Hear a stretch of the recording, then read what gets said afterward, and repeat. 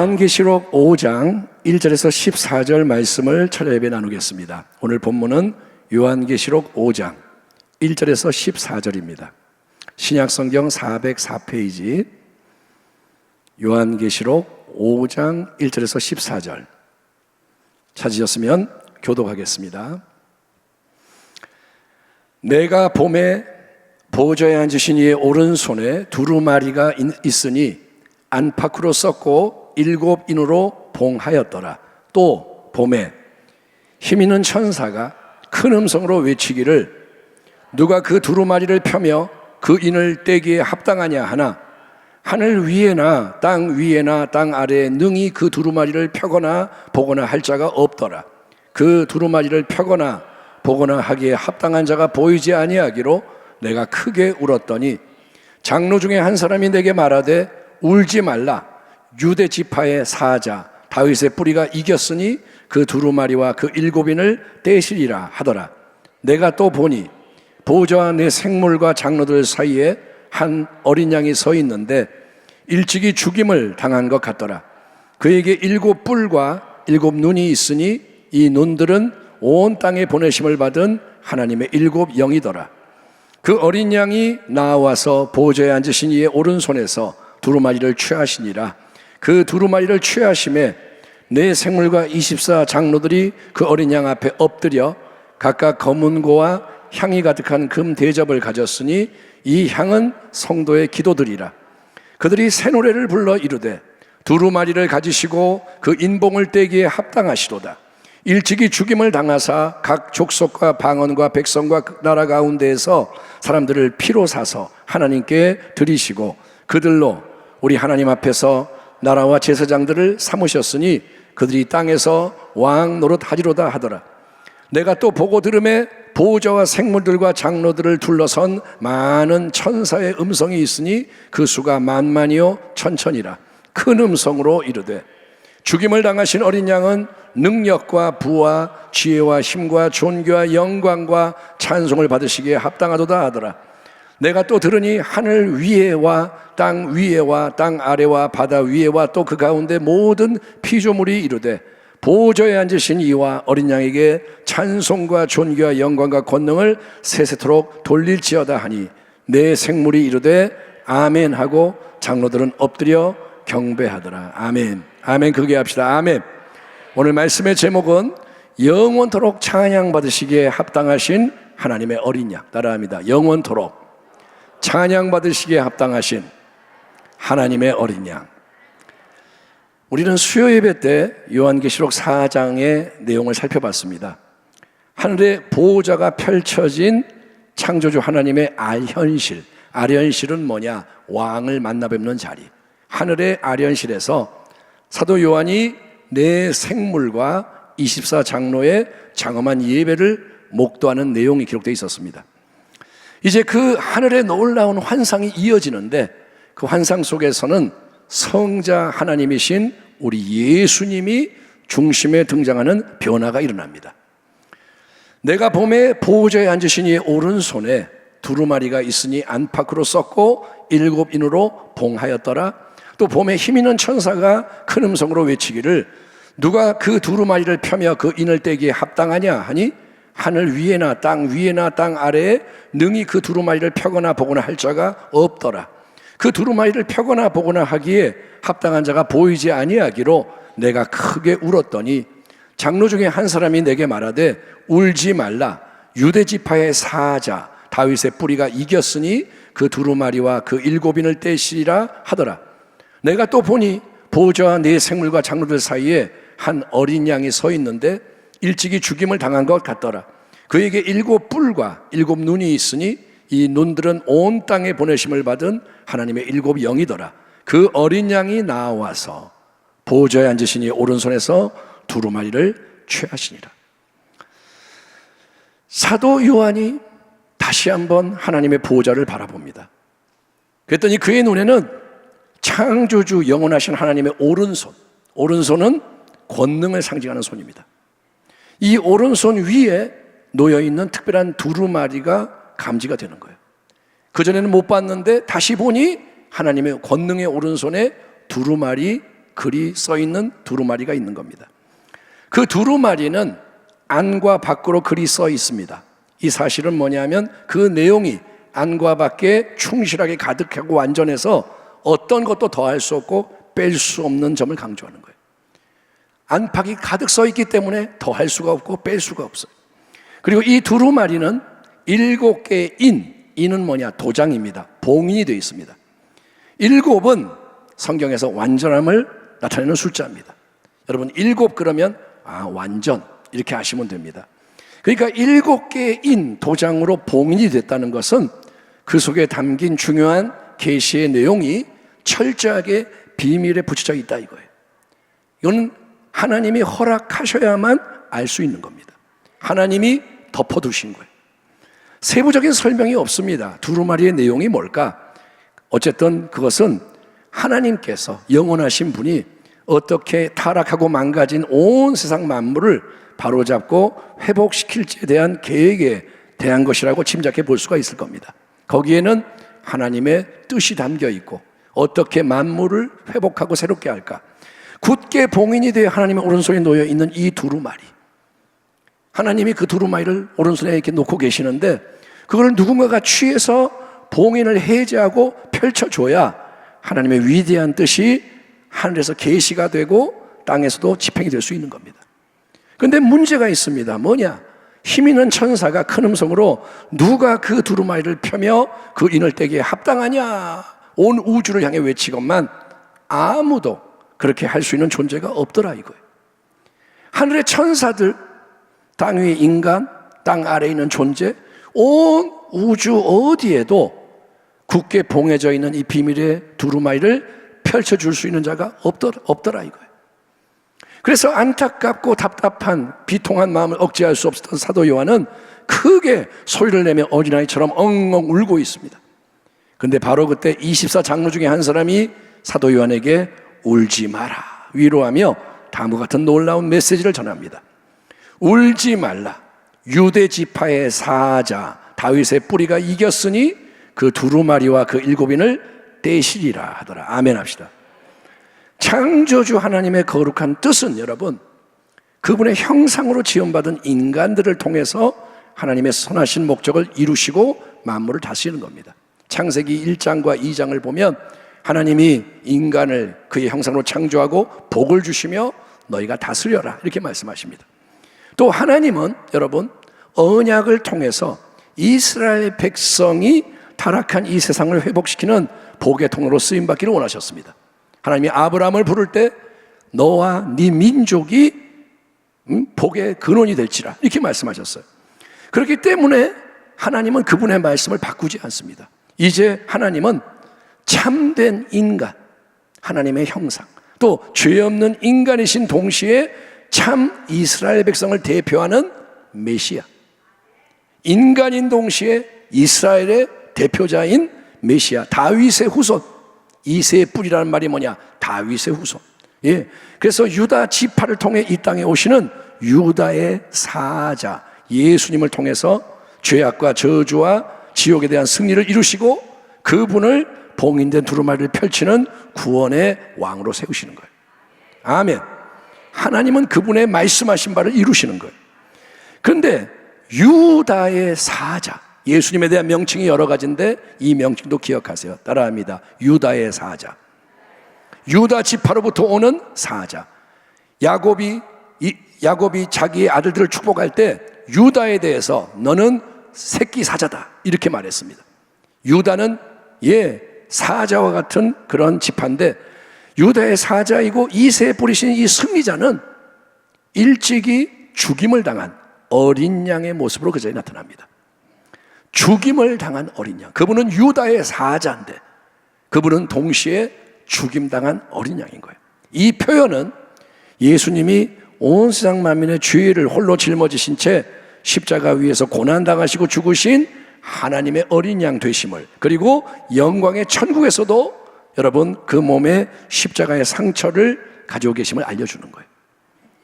찬송가 25장을 보면 2절, 멸류관 가지고 주 앞에 들이세 그 손과 몸의 상처가 영광 중 빛나네. 하늘의 천사도 그 영광 보고서 고난의 신비 알고자 늘 흠모하도다. 아멘. 예수님이 부활하셨잖아요. 제자들 앞에 나타났잖아요. 예수님 뭐라 하냐? 내 손을 봐라, 옆구리를 봐라. 주님 몸에 상처가 있는 거예요. 부활하신 주님은 승리자인데 그 몸에는 십자가의 흔적이 있는 거예요. 그렇습니다. 이 땅에서 주님과 함께 받는 거룩한 고난이 장차 우리에게 비교할 수 없는 영광을 이루는 재료와 도구가 되기 때문에 여러분, 우리의 신앙은 좁은 길을 끝까지 완전한 신앙이 되어야 할 줄 믿습니다. 예수님이 좁은 길을 가셨잖아요. 십자가의 길을 가셨잖아요. 그래서 승리하셨잖아요. 그래서 신앙은 그분을 따라가는 거예요. 아멘. 고난이 없는 행복한 삶? 아니요. 고난 속에서 행복해야 돼요.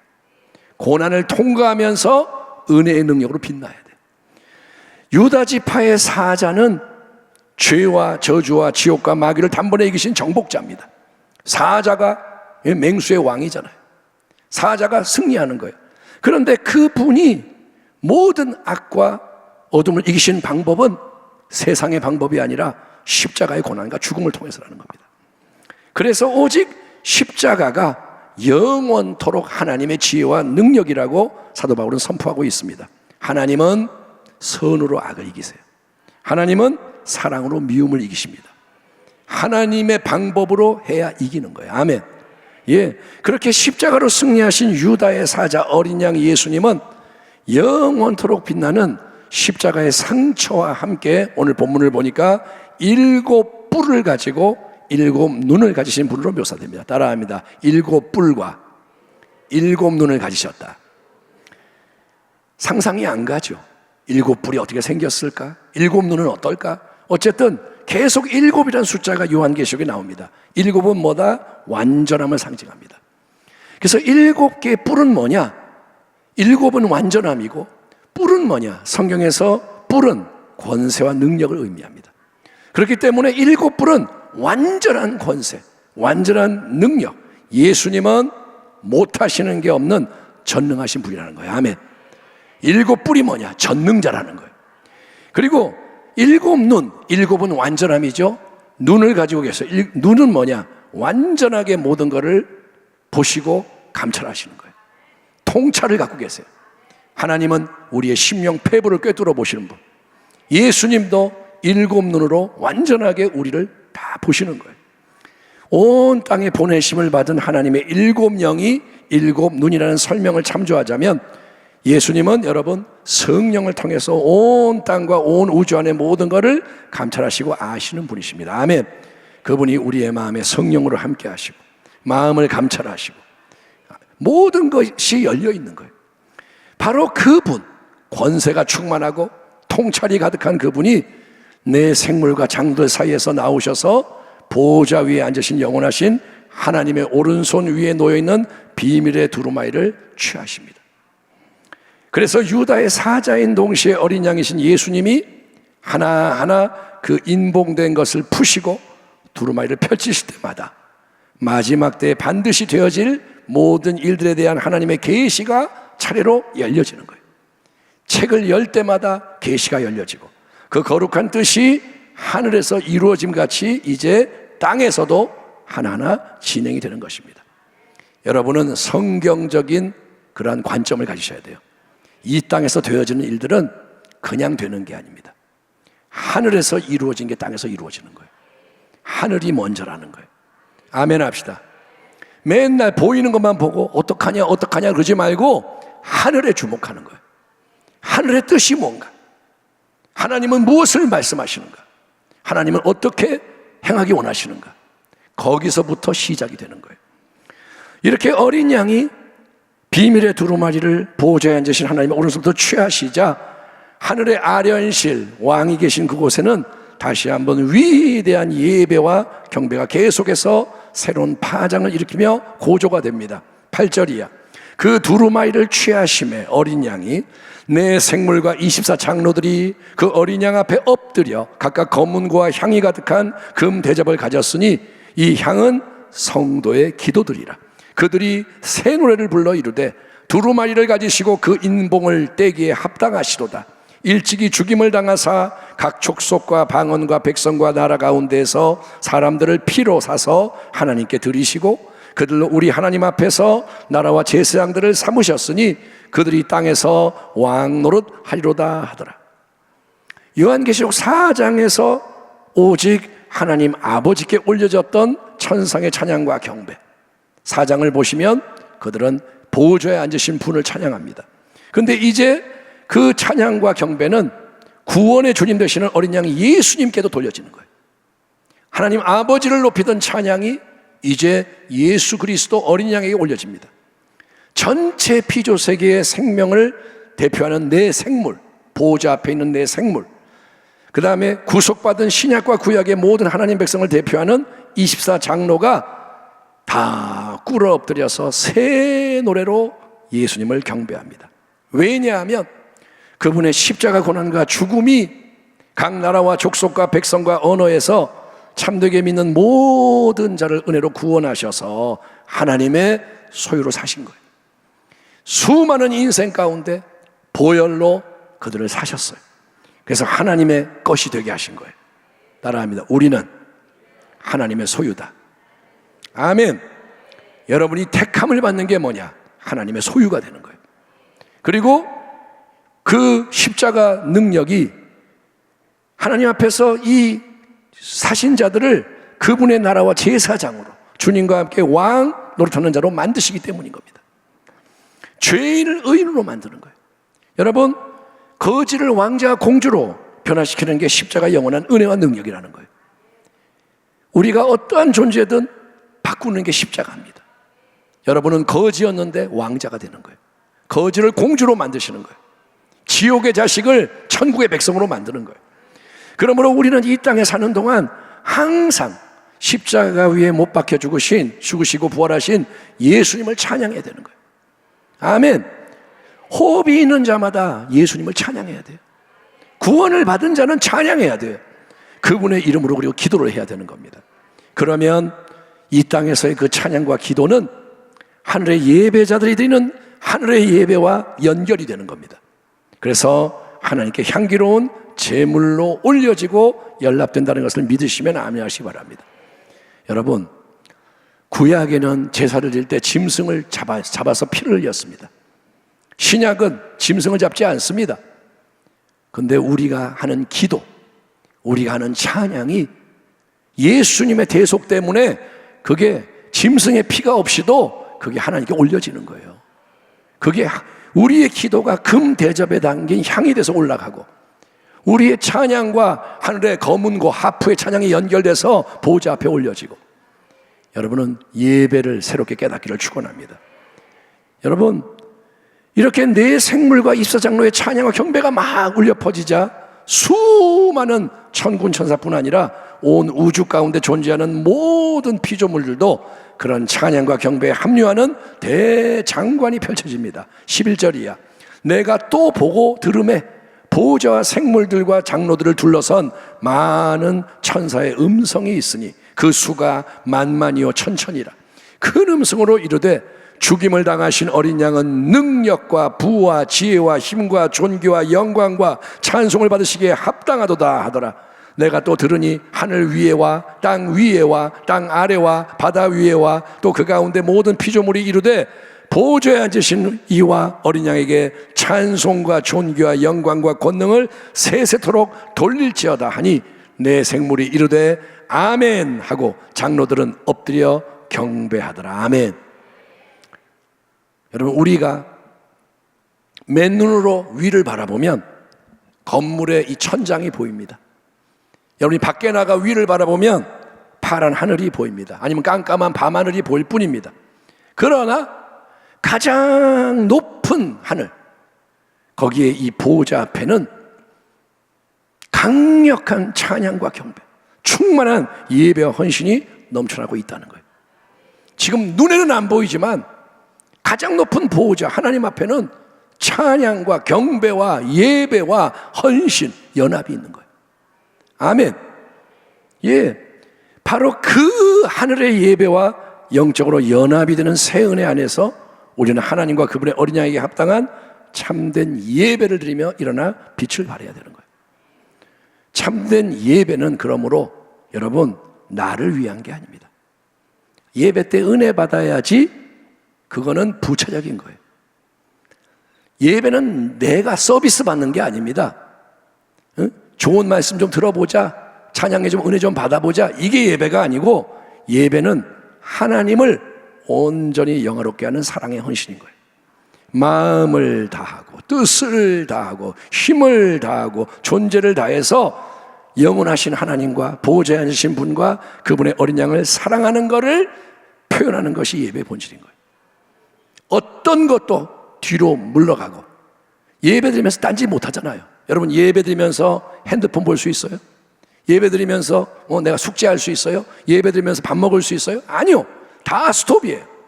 다 뒤로 물러가고 나는 하나님을 사랑하고 예수님을 사랑합니다. 거기에 모든 게 향하는 게 예배라는 거예요. 아멘. 몸만 앉아 있으면 예배가 아닙니다. 존재가 하나님을 향해야 되는 거예요. 빛나고 높은 보호자와 그 위에 앉으신 주 예수 얼굴 영광이 해같이 빛나네, 해같이 빛나네. 주님의 보호자 있는데 천한 몸 이르러 그 영광 몸소 배울 때 내 기쁨 넘치리, 내 기쁨 넘치리. 아멘. 우리 모두가 이 땅에서의 선한 싸움, 믿음의 싸움, 믿음의 경주를 마치고 그날이 옵니다. 영원히 이 땅에 사는 게 아닙니다. 각 나라와 족속과 백성과 언어에서 부르심을 받은 흰옷을 입은 아무도 능히 셀 수 없는 큰 주의 백성과 함께 구원하심이 보호자에 앉으신 우리 하나님과 어린 양에게 있도다 찬양하게 되는 그날 천상의 예배가 완성이 될 것입니다. 천국도 지금 기다리고 있어요. 그분의 백성들이 다 모이기를 기다리고 있습니다. 그 날, 영광의 날, 결정적인 승리의 날을 바라보며 아직 이 땅에서 살아가는 동안에도 우리는 항상 하늘의 보호자와 그 영원한 나라를 신앙의 지평으로 삼아야 됩니다. 아멘. 신앙의 지평은 이 땅이 아니에요. 여기서 좀 더 잘 먹고 잘 살고 내가 성공하고 행복하고 이게 신앙의 지평이 아니고 여러분은 위의 것을 생각하고 위의 것을 추구하는 지혜자가 되시기를 부탁드립니다. 지혜는 뭐냐? 영원을 아는 거예요. 요한이 반모섬에서 하늘의 예배를 목도했을 그 당시 이 땅에서는 로마 제국의 압제가 극심했습니다. 기독교인들은 핍박을 받고 많은 고난을 당했습니다. 지금도 이 땅에서는 많은 문제와 어려움이 있습니다. 우리가 원치 않는 방향으로 흘러가는 것처럼 보일 때가 많습니다. 그러나 여러분, 보이는 것 때문에 낙심하지 마십시오. 여러분, 포기하지 마십시오. 문제가 온다고 주저앉지 마십시오. 두려워하지 마십시오. 강하고 담대하십시오. 너희 담대함을 잃어버리지 마라. 아멘. 다윗처럼 우겨쌈을 당해도 대적이 몰려와도 나는 태어나리로다. 여러분, 인내하십시오. 충성하십시오. 네가 죽도록 충성하라. 그리하면 생명의 면류관을 얻을 것이다. 하늘에 보호자가 있습니다. 영원한 보호자. 거기에 하나님이 앉아 계세요. 그 보호자가 모든 것의 중심입니다. 아멘. 이 땅의 권력이 중심이 아닙니다. 이 땅에 잘난 사람이 중심이 아닙니다. 보이는 건 그렇지만 중심은 보호자입니다. 하늘에서 이루어지는 그분의 뜻이 이 땅에서 이루어지는 것입니다. 그러므로 항상 지금 여기 나를 세우신 그 자리에서 그것이 가정이든 학교든 일터든 어디든 내가 지금 서 있는 이 자리에서 여러분은 하나님의 방법으로 승리하십시오. 한 걸음 한 걸음 승리하며 전진하십시오. 오늘도 승리하고 내일 또 내일의 일이 오면 또 승리하고. 따라합니다. 내일 일을 염려하지 마라. 내일 일은 내일이 염려할 것이다. 예수님의 말씀이에요. 내일 일은 내일의 은혜가 해결할 것이다. 오늘 감사하고 오늘 기도하고 오늘 충성하십시오. 오늘을 승리하십시오. 그 속에서 연합이 되면 됩니다. 승리하는 자들이 연합하는 거예요. 좁은 길을 가며 승리하는 자들이 연합해서 이제 예수님을 영화롭게 하는 마지막 때에 참된 교회가 되고, 그러한 가정과 세대와 성도가 되시기를, 그러한 우리나라와 민족이 일어날 수 있도록 여러분이 헌신하여 승리하기를 주님의 이름으로 축원합니다. 기도하겠습니다. 하나님 아버지 감사합니다.